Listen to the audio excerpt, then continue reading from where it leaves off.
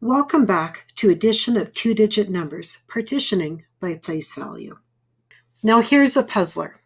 For this, I just want you to build it and figure out how much there is altogether. Puzzler is a little bit more challenging, and it's going to make you think, so give yourself a few minutes to play with it.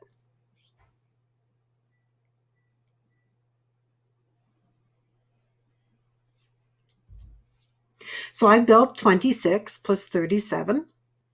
And now let's work our way through that to represent this. So you did not need to represent this, but if you did, that's great. Let's see how you did. Well, let's start with our tens. I have 2 tens and 3 tens. So 20 plus 30, well, that was 50. My tens have a value of 50. Now my ones. I have 6 ones and 7 ones. Well, 6 plus 7 is 13. So we're just going to put 13 there, 13 ones. Some of you may have regrouped that, 10 of those ones into 110, and that's totally fine. And when you look at this, can you see the 10 ones that have been regrouped into 110 here? And you see the 3 ones that you have left over. So this 13 here represents both 13 ones, but it also represents it when you've done that exchange of 10 ones for 110. 3 ones, 110. If I have 50 plus 13, well, that's 63. Let's look at it the other way. So take a look at the way that I've represented that and see if it makes sense to you.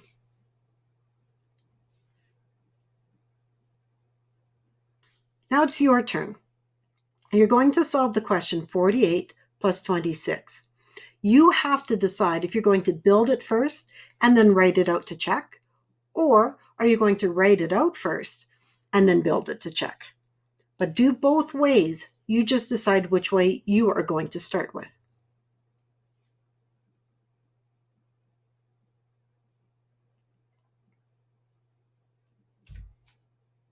So I've built it and I've represented it.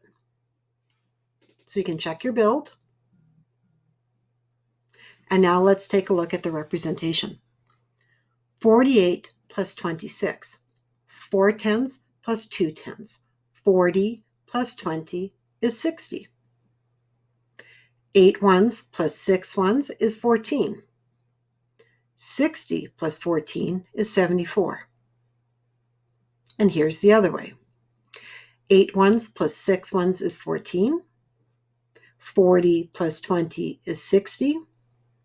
14 plus 60 is 74. Good job. Well, this is the method that we've been using to solve this. Now let's take a look at this method. This is another way that somebody may have solved this question. They started on the right. 8 plus 6 is 14. 1 plus 4 plus 2 is 7. So what's the same, similar, and different about these two methods?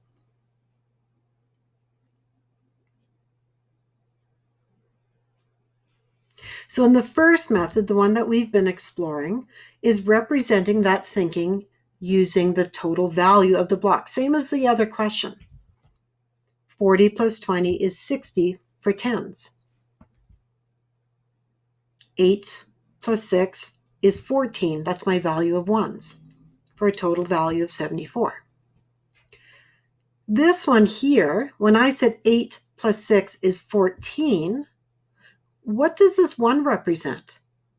Well, that 1 is actually representing that exchange. So if you took those 14 ones and you exchanged 10 of them for 110, I would be left with 4 ones, and I would have 110.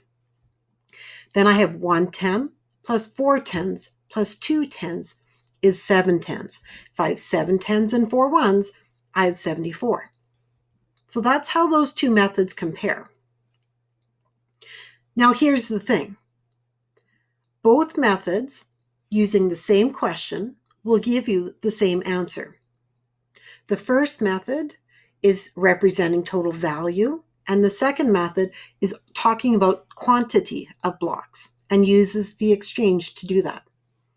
Which method is right? Well, they both are.